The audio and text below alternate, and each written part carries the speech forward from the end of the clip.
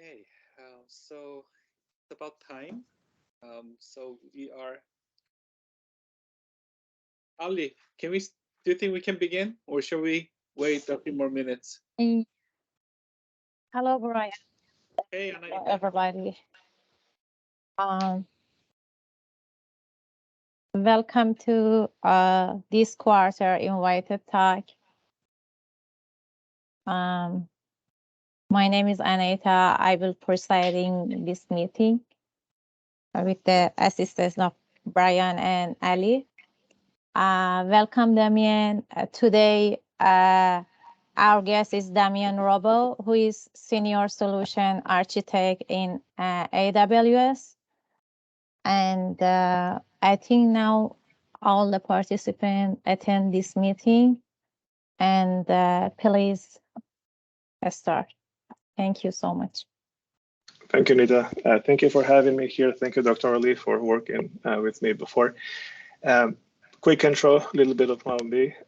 Damian Robo, I'm a Senior Solutions Architect within Amazon Web Services, AWS, as you all know. My job here is to be a trusted advisor for all of our customers. I primarily support customers in the telecom domain. We help telecom companies, media companies, to make the best use of the cloud, make best use of AWS, apply their best practices. We take care of enablement, technical training, joint innovation, joint thinking, and so forth.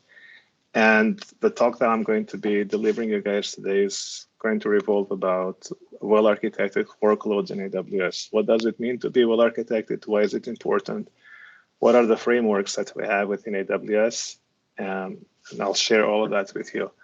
We're going to have about an hour of talk time between us. I'll need about 40 to 45 minutes to cover the materials. I'd appreciate if you can have questions, and then we can address them during the last 10, 15 minutes of the meeting. So I'll get started now on that one. So topic of today is are you well architected? What does it mean? Why it's important?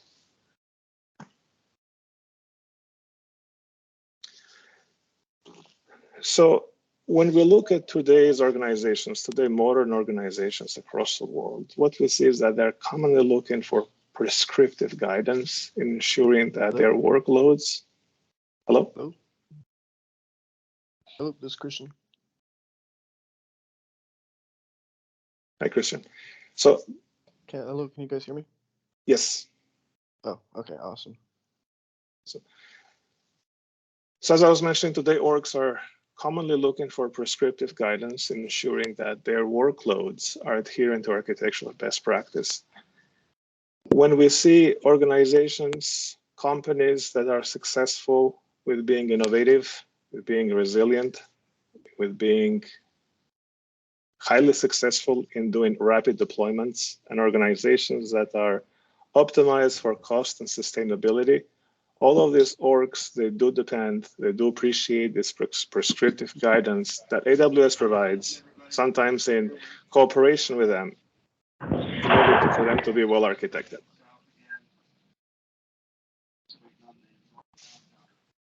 To help these customers build and refine their workloads, we at AWS offer a number of services, tooling, guidance, and resources to help these customers build and refine their architectures.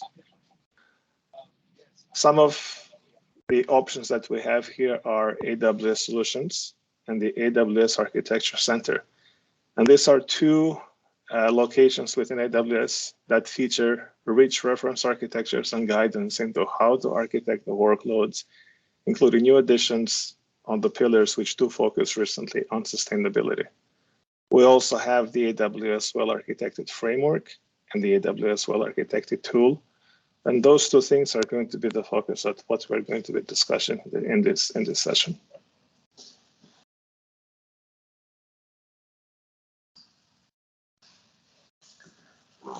When we look at workloads, systems, applications, combination of both that we deploy into AWS, there's the question, are you well architected? And what we mean by that is, how confident would you be for those systems, whether they're built following best practices for the cloud. Hopefully, most of us will say yes.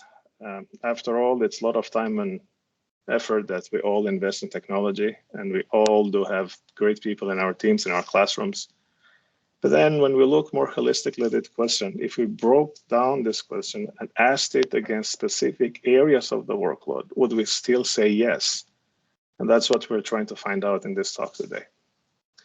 Whenever we talk about well-architected within AWS, there are a number of pillars. It's 6 of them that we address very closely into making sure that they fit within the workload, and the workload takes the best practices for each pillar in order for it to be qualified as well-architected. So what are these 6 pillars? The framework consists of them. And then if we ask the same question again, are you well-architected against each of these pillars, you might answer differently. When designing workloads, when designing applications, you have to make trade-offs for what your priorities are normally. That's like the normal case situation. The well-architected approach helps you understand these trade-offs and the decision making behind them. So in principle, the 6 pillars of an AWS well-architected framework, the first one is the operational excellence. And what do we mean by operational excellence? It's the ability to run and monitor systems to deliver business value and continually improve supporting the processes and procedures. We'll do a deeper dive later on the operational excellence and what are some of the best practices and guidelines in order to make sure that whatever you deploy in AWS or in the cloud in general, those guidelines are going to be something to always consider. The next pillar, very, very important, one of the most important ones is the security pillar. And what do we mean by security pillar is the ability to protect information, systems,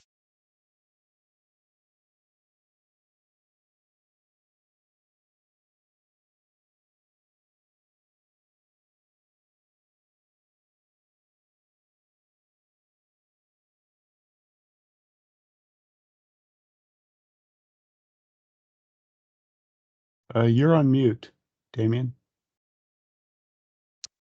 oh, I'm sorry. Where did I cut off? Maybe I must have pressed the mute button by mistake. But Security. You were just talking about security. okay, so security is what we mean by security is the ability to protect information, systems, and assets while delivering business value through risk assessments and mitigation strategies. The next pillar is reliability. And what we mean by reliability whenever we talk to a well-architected workload in AWS is the ability of a system or a workload to recover from infrastructure or service failures, to dynamically go and acquire computing resources to meet demand and mitigate disruptions such as misconfiguration and transient network issues. So for example, as our CTO says, everything is going to fail. When you plan for the future, when you plan for these failures, then you will never fail. Squarely focus on reliability. The next pillar is the performance efficiency. What do we mean by that? It's the ability to use computing resources efficiently to meet system requirements and to maintain that efficiency as demand changes, to scale up, down, in or out, and also when technologies evolve. Very important is the cost optimization. What we mean by that is the ability to avoid or eliminate unneeded cost or suboptimal resources. Do you really need a machine which costs thousands of dollars a month and really it's 192 CPUs, for example? Is that a must for your workload?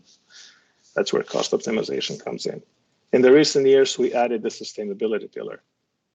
Pete DeSantis, our vice president, always says that the greenest energy is the energy you don't use. So do you really need to use a high performing machine? Do you really need to have some compute resources, a set of virtual machines, a set of EC2 instances up and running 24/7? Maybe not. So this is where sustainability becomes quite important. So when we refer by AWS is going to provide guidance into how you can reduce the carbon footprint and best practices that you can use to improve the sustainability of your workloads in general. So these are the pillars of the well-architected. In addition to the pillars, the well-architected framework has two other components. We covered the pillars.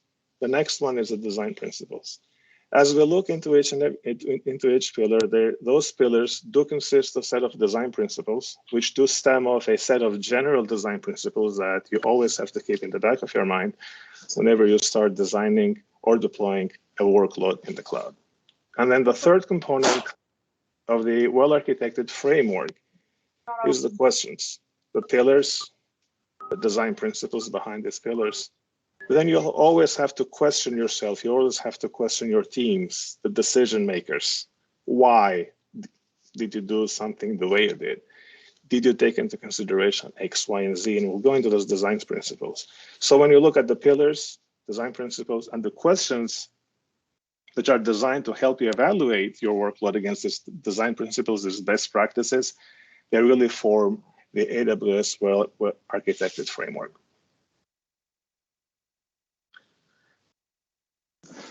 So design principles normally help you adopt the appropriate mental model when building for the cloud. In this case, for AWS, it can apply to any cloud. It ensures you take advantage of the capabilities of AWS and free yourself from the constraints of traditional approaches. The framework has general design principles, which do apply broadly across all pillars. And then these principles, these design principles are distilled down to specific design principles on a particular pillar. For example, one of the general design principles that we have within AWS is to automate so you can make architectural experimentation faster. And then when we look at it from a security stance, from a security perspective, in the security pillar, this translates to automate responses to security events, as an example. So in the next slide, we are going to take a deeper dive on the design principles from a general perspective in more detail. So what are the general design principles when you start designing for the cloud? Cloud computing has opened up the technology space to a whole new world of thinking where constraints that we normally had in the traditional data centers, traditional environments, that no longer exist. And whenever you think about this principle, it's interesting to contrast with how do you think about it in the traditional environments. And there are 6 of them. Previously, you had to guess how much infrastructure you needed, often based on very high-level business requirement and demand, and often even before a single line of code has been written or before a single instance had been deployed. And normally speaking from experience myself and from what we see with our customers, well, 2 things normally happen. You either over-provision or you under-provision. It's very hard to get it right the first time. Well, in the cloud, you don't have to worry about it because the elasticity, the scalability that AWS as cloud offers, you really need to stop guessing your capacity needs from the get-go. Previously, in a traditional environment, you cannot afford to test at scale. Let's say you have a production system, something that is deployed in order to support workloads at scale. How expensive would it have been in order to create a duplicate of this system? Extremely expensive. So when you enter production in traditional sense, you normally found a whole new class of issues at high scale. You have normally you would have like a staging system or a QA system, which is really minimized version of your production. You test everything there. Then you assume that production is going to behave the same. Normally that's not the case. With the cloud, you can afford to make that testing at scale, at large scale. Any proof of concepts or architectural experimentation was done by hand and was generally only done at the start of the project. It's not the case anymore here.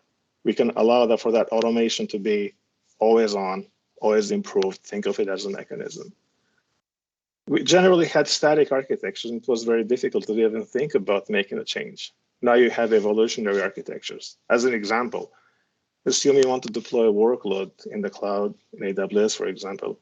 You can really script, you can really code the whole architecture and infrastructure as code. You can use like something with like a cloud formation, and also use something like a Terraform, and then that becomes your starting point. You can always go and evolve that architecture and redeploy it again. So that becomes a mechanism within itself that you always improve and improve, and this way your architecture keeps evolving. previously you couldn't generate data sets that would allow you to make informed decisions.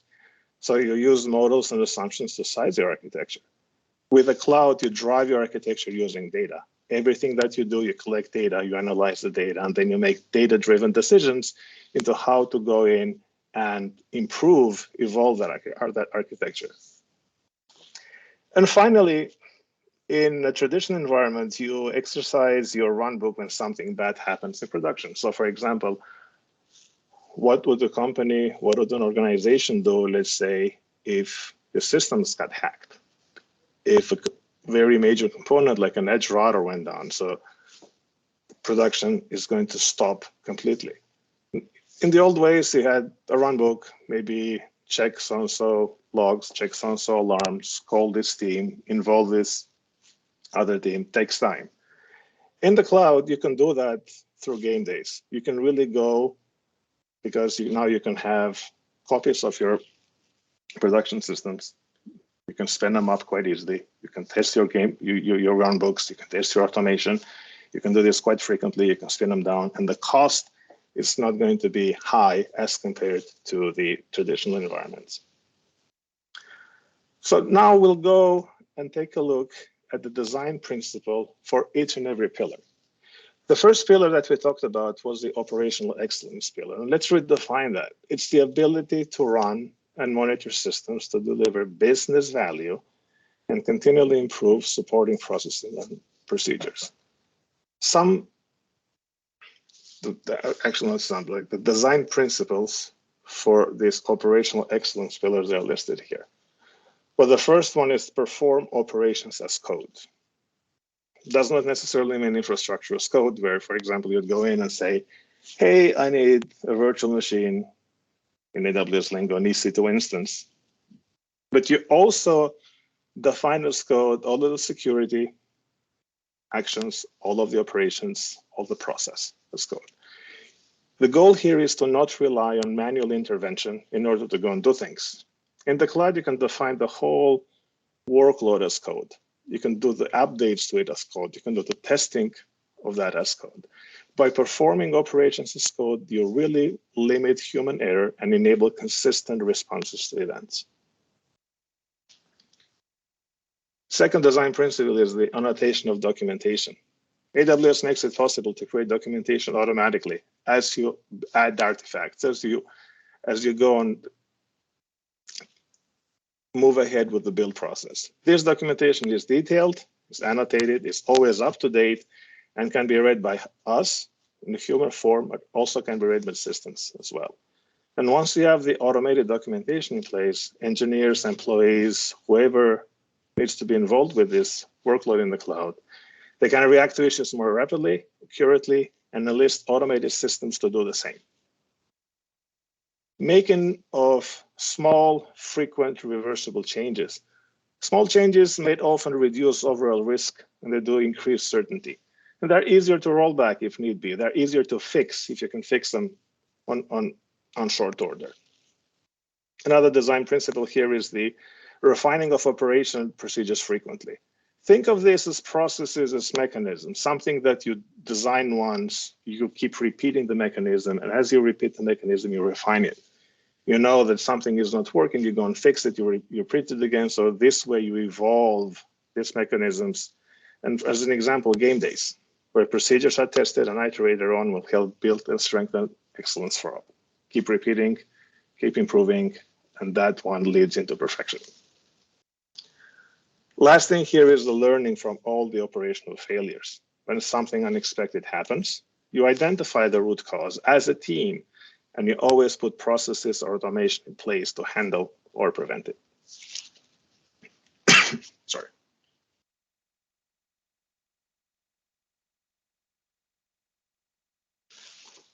We'll go to the next pillar, the next well-architected pillar, security. Here are the main design principle when it comes to the security pillar. First and foremost, whenever you design something for the cloud, always implement a strong identity foundation. What do we mean by that?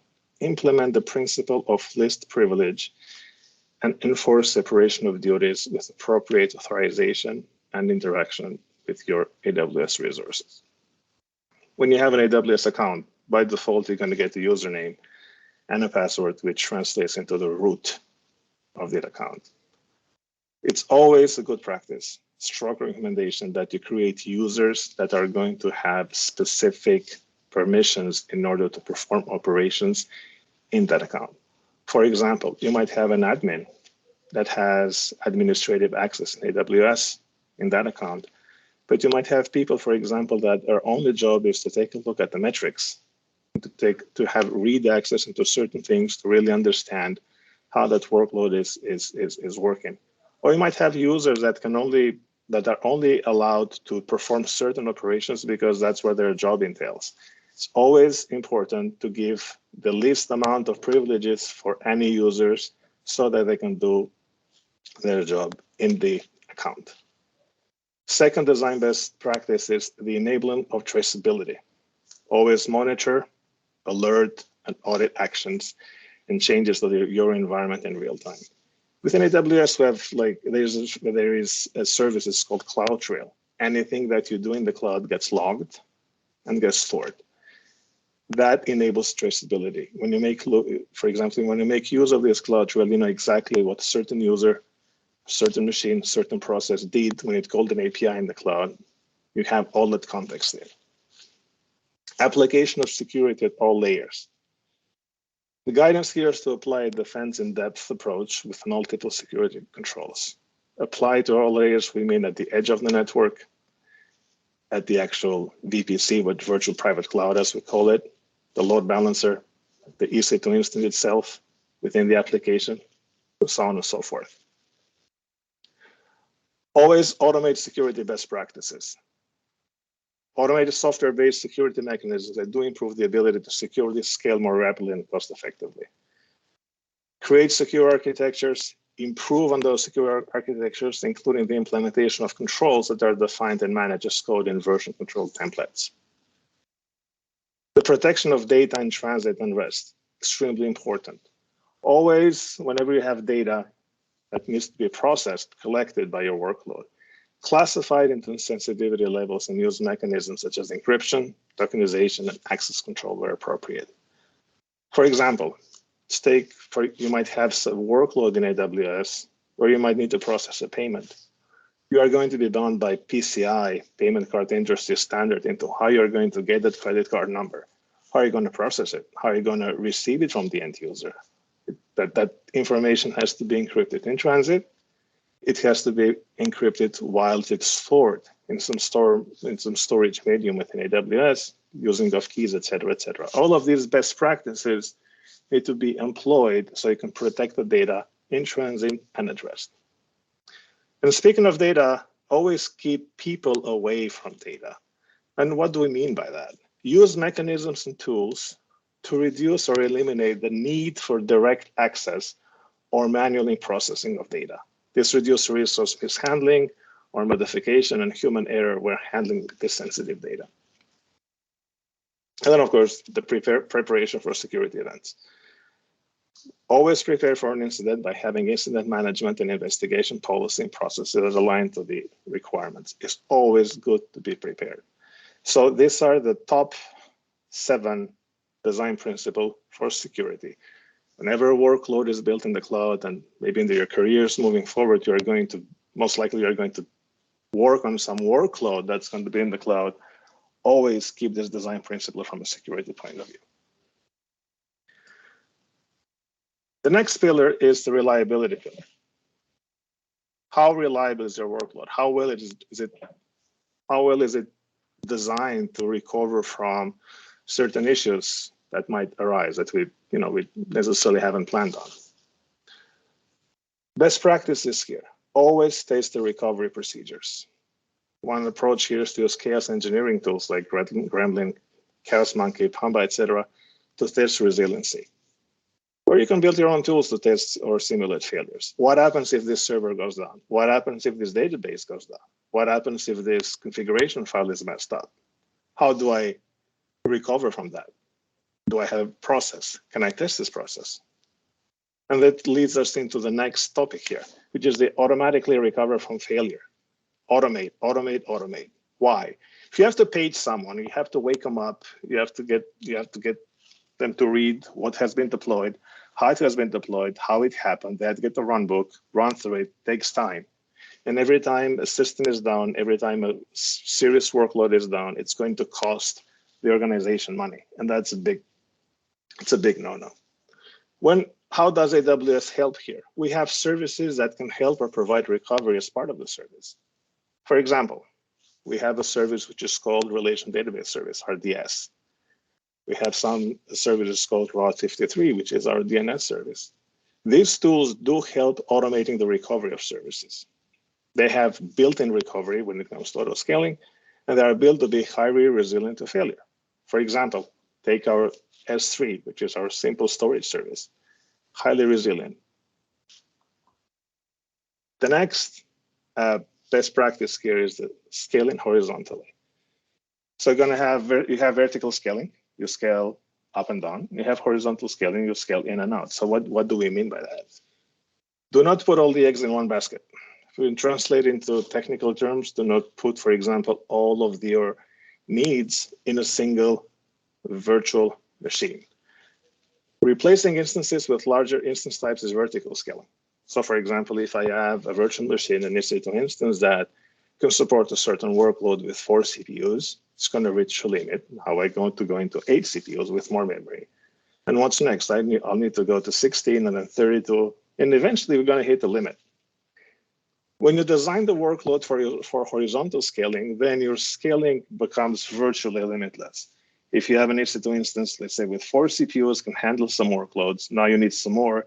Instead of going into a larger instance, you add another instance. You keep adding. This is the horizontal scaling.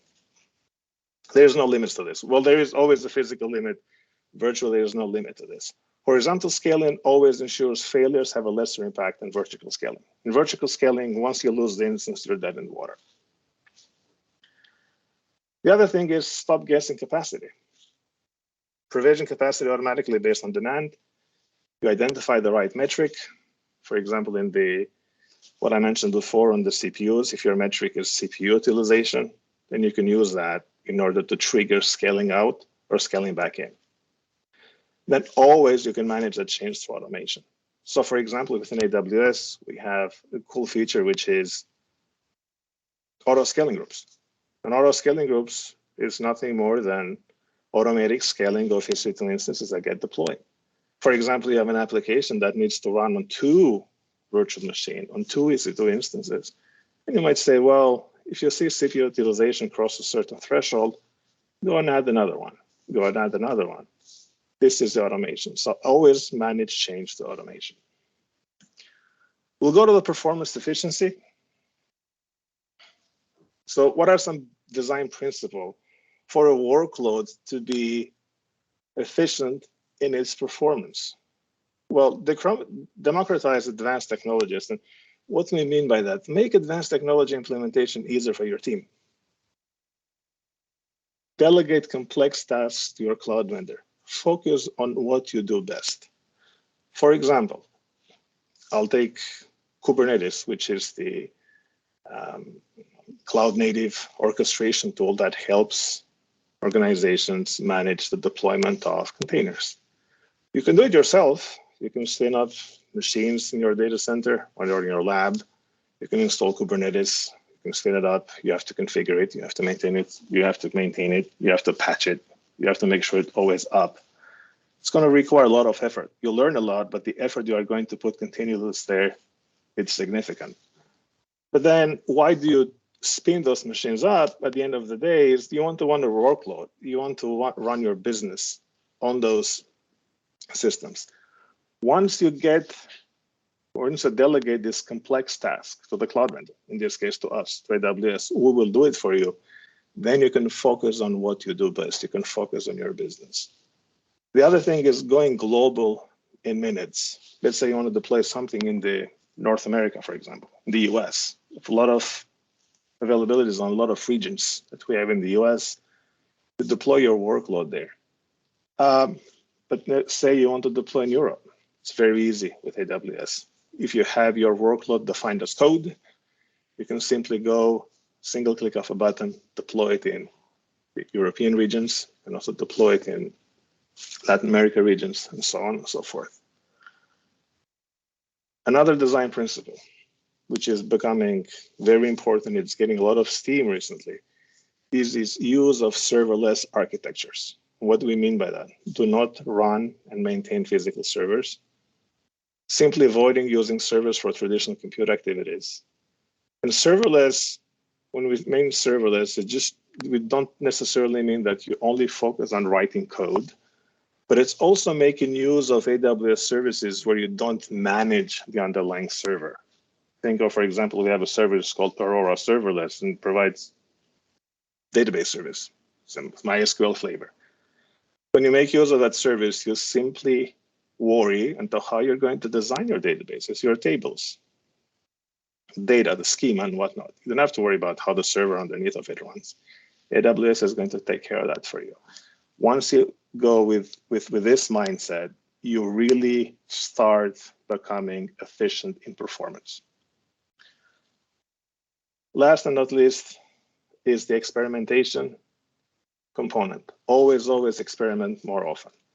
In AWS, we have terminology we say, well, we help our customers fail fast. And what does it mean? Try new things. If it works, excellent. If it doesn't work, to destroy what you built, start again. You don't pay for it because it's available on demand. You use it, you abuse it, then you turn it on. And last thing here is the mechanical sympathy. It's very important to understand how your system works. Align your technology approach to the overall business goals.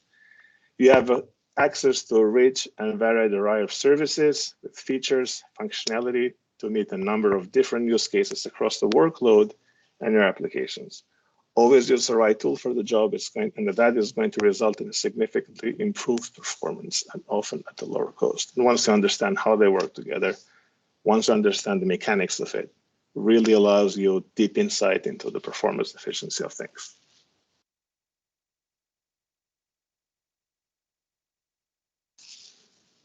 Extremely important in the last few months. It's going to be important in this year for all the companies as they're going to cost optimization. So what are some of the design principles that companies that you would use in order to deploy a workload in the cloud with cost concerns in mind? So always adopt a consumption model. Do not run things. Create and use things when you need them and then destroy them. Overall efficiency.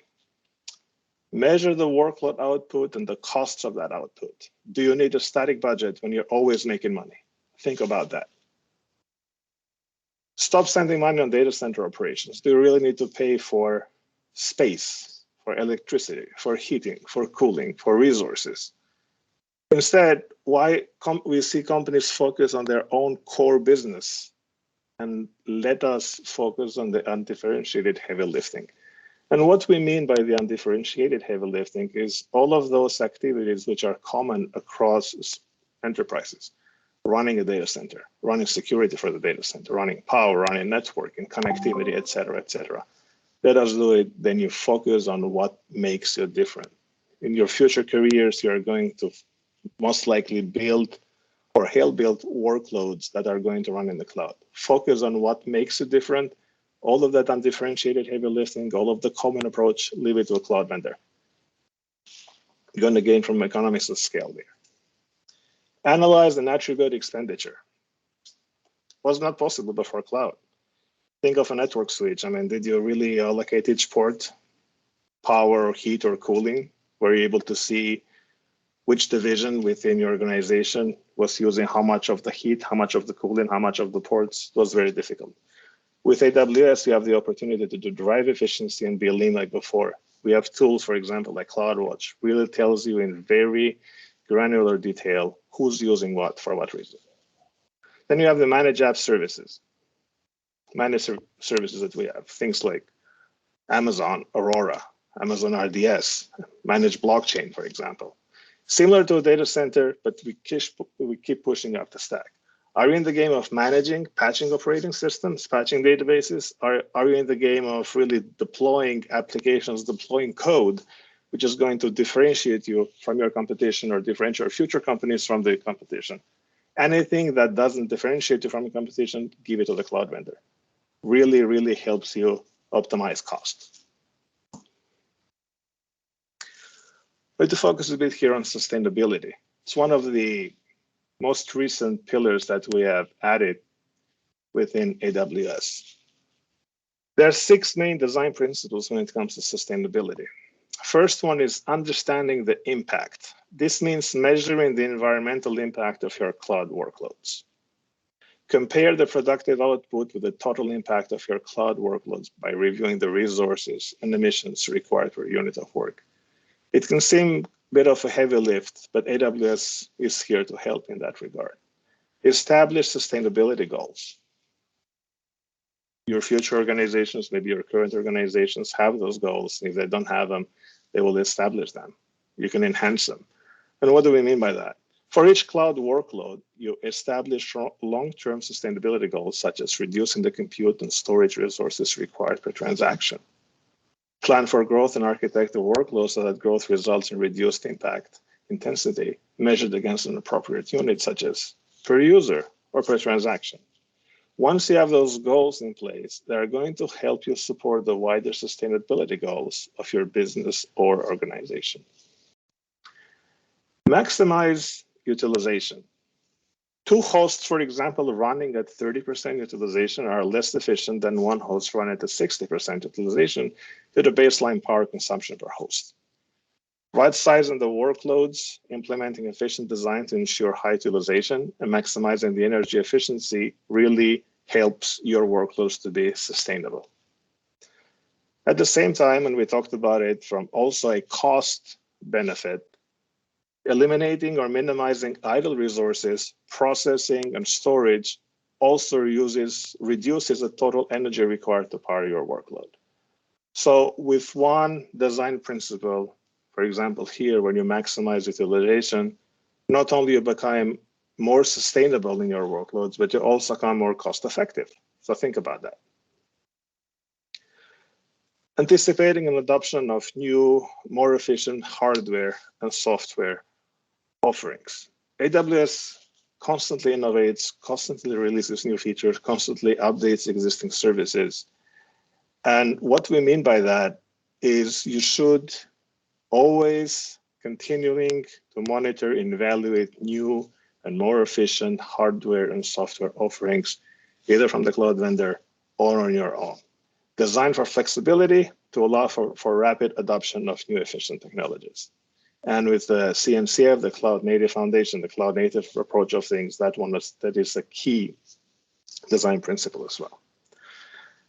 The use of managed services, we kind of covered that a bit earlier, how using managed services helps you with cost, how using managed services helps you with being more performance efficient in a way. It also helps you with the sustainability aspect as well.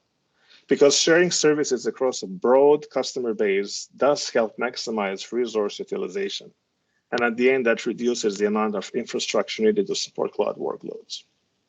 For example, customers can share the impact of common data center components like power, like networking, by migrating workloads to the cloud and adopting managed services. And using managed services can also help minimize your impact on the environment, your impact on carbon footprint, for example, such as automatically moving frequently data to cold storage with Amazon S3. You don't need, for example, if you have data that's only accessed once a year, twice a year, do you really need it to run into some hot storage environments which do consume more energy? No, you don't. AWS gives features, for example, in S3, we have something lifecycle configuration where you get this data, we put it into what we call the glacier, which is, think of it as cold data storage. It's going to be stored there. It's not going to be as energy hungry as data that sits in hot storage. The last here is the reduction of downstream impact of your cloud workloads. Again, like restating it again, reduce the amount of energy or resources required to use your services. And test, and test. Everything that you do in this pillar here, test using device forms to understand the impact of all of these actions that you are going to take in reducing the downstream impact of the cloud workloads. I think we have 15 minutes left, so let's go next one. Here, we're going to talk about the well-architected lenses. What we covered before, it was the generic design principle. There were some design principles on a per pillar basis. What AWS has is we have also built specific lenses to help evaluate workloads in industry scenarios. So for example, from a financial services point of view, financial services, they look at data protection very, very seriously. So we have a lens which we look at the workload from a financial services point of view. In 2021, we also launched a new custom lens and allows any organization to define their own lens in order to look at the workload from a well-architected point of view. So why do we want to apply the well-architected framework here? Because you want to build and deploy faster. By reducing firefighting, capacity management, and by using automation, you can experiment and release value more often. You want to lower or mitigate risks. You want to understand where you have risks in your architecture and address them before they impact your business and distract your team. You want to make informed decisions. You want to ensure that you have made active architectural decisions that highlight how they might impact your business outcomes.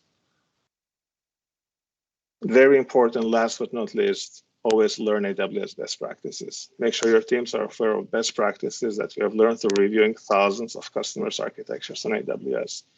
And I'm going to provide some links at the last slide, and I'll share them with Dr. Ali after, where you can go in and take a look at these best practices in terms of white papers, blog posts, etc.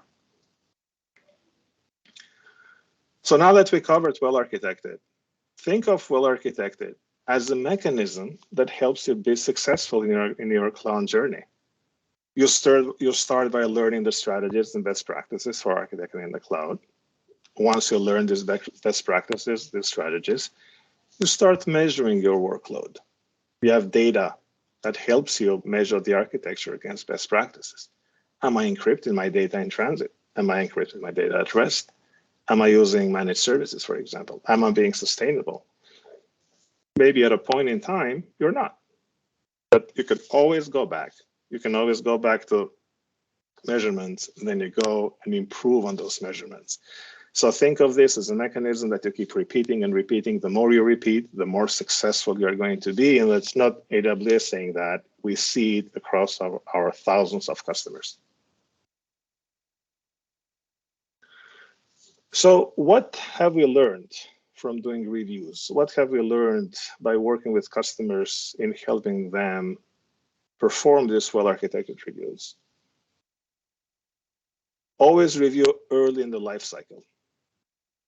It is quicker and easier to fix things, can influence the design decision. If you catch a problem earlier, you fix it earlier, it's better, it can be much easier fixed at the beginning stages of a workload design.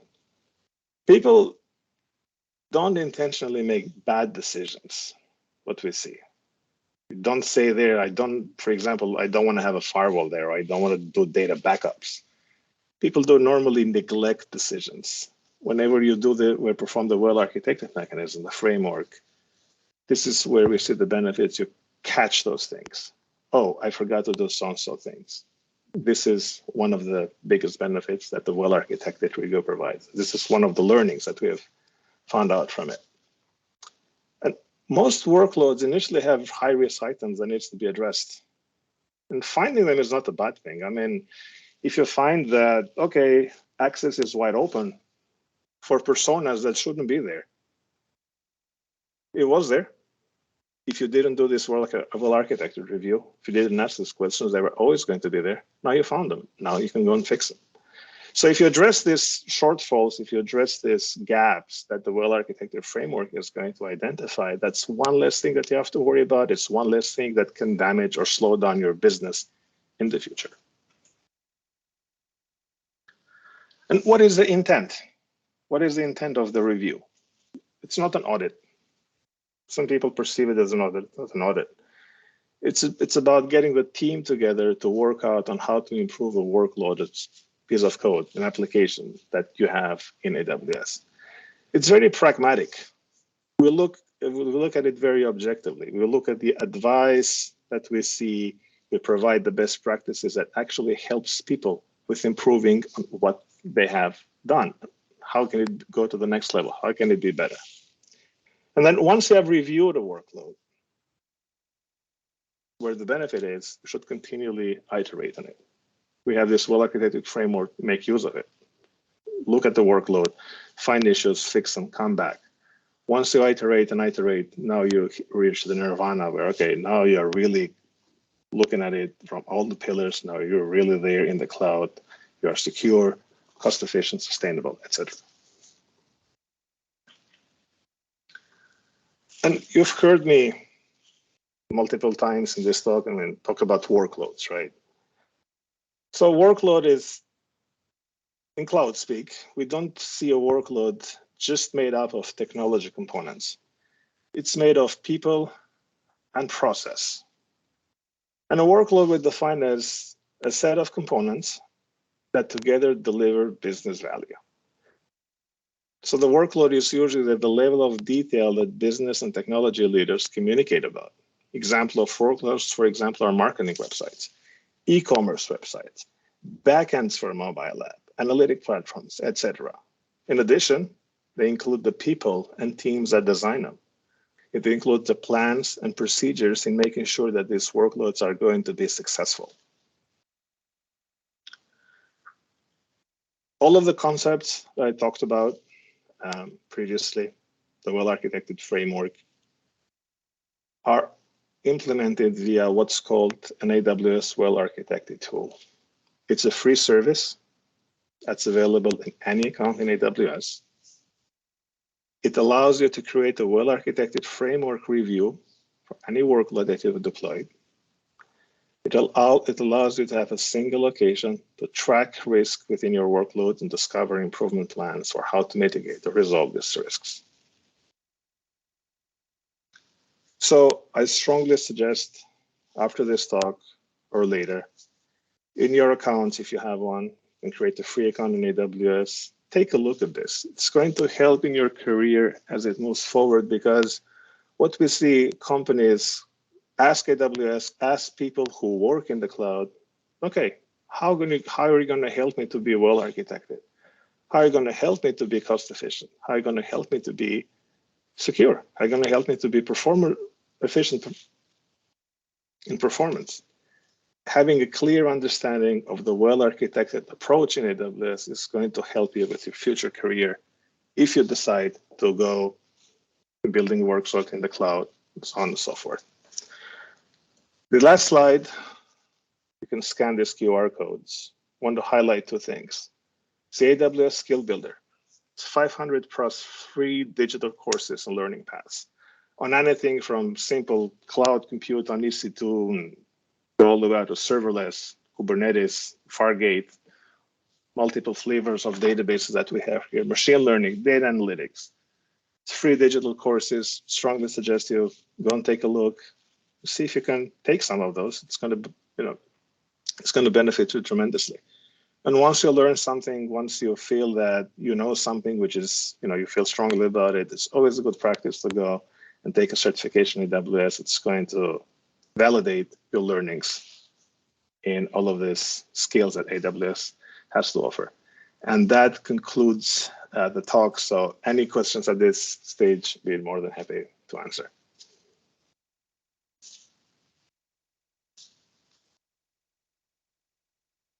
Okay, thank you, Damian. I appreciate your presentation.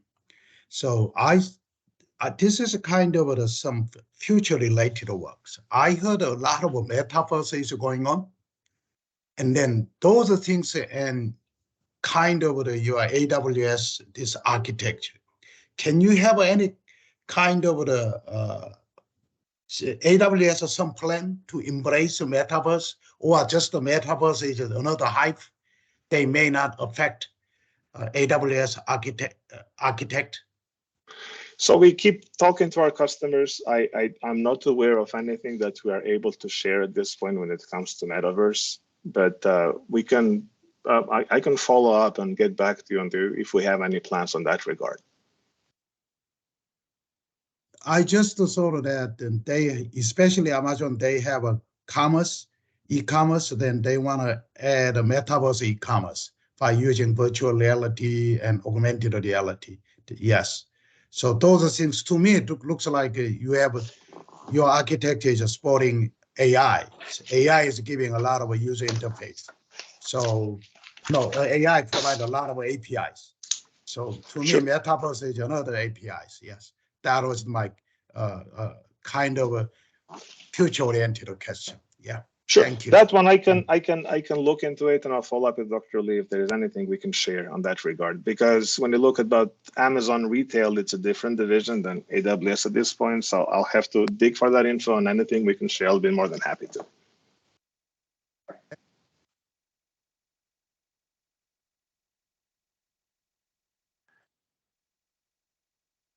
Cool. Anything more? Thank you, Damian. Thank you My for pleasure. accepting our invitation and joining us. I hope We have two everybody, people who have raised their hands. I think they have questions. yeah, Sure. Adrian, and please. Yes. Hi. This is Adrian. I Hey, have Adrian. a question. Sure. It pertains to a career pathway. Mhm. What certifications and how did you go about becoming a senior solutions architect? Oh, excellent question. Excellent question. So I started in AWS in my 15th year of career, right after school. Before AWS, I was working with a series of companies in telecom. They were doing the boards, the T1, E1 boards. We went to SIP, we went to real-time communications. And before that, I was with a company called Nuance Communications, where we did a lot of the cloud native stuff when it comes to containers, Kubernetes, SRE, and then I moved into AWS. So to answer your first question, certifications, there are a lot of certifications that are in AWS. There are more than 10, right? One certification that really gives you a very good initial view of the cloud is the Certified Solution Associate. So Certified Solution Architect, the associate level of certification. That one is going to give you an excellent view of the foundations of the cloud. Think of the cornerstone: computing, storage, networking, and a little bit of access and security. And then you're going to see a very high level of, flavor of all the other services that sit on top of that.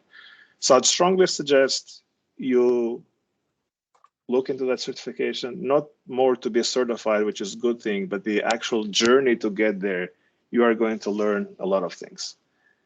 If you decide to pursue a career with AWS, knowing the principles of the cloud, knowing what makes a workload successful in the cloud, knowing how to approach it, it's going to be tremendous value as you go through that process.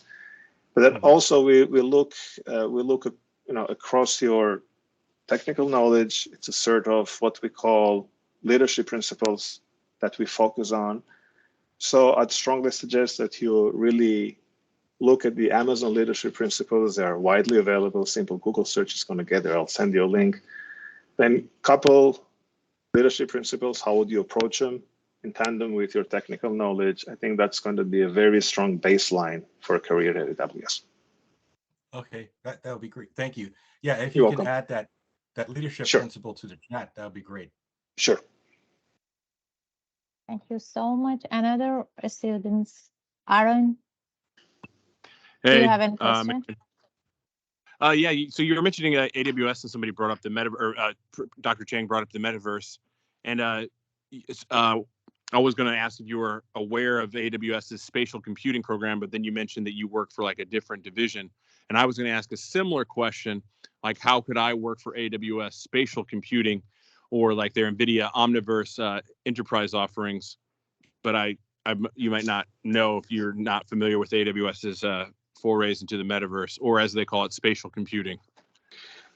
So I cannot share any details right now, It's something I'll get back and see if I can find anything that I can share with high confidence. But then when it comes to how do you work for AWS and the spatial computing, I'd strongly suggest doing some research into what we're doing there. Take a look at the open positions and always apply that. But anything in addition to that one, I will get back. I'll get back to you through Dr. Lee, Brendan. And if you could ask about like small businesses using the enterprise Nucleus server deployment, I would really like that. Okay.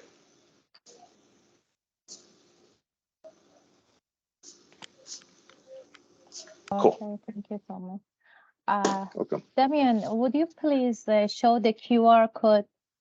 I will. I'm going to send you. I'm going to send you the deck, but let me share it again. So we have it here. Give me 1 second. Thank you. You're welcome.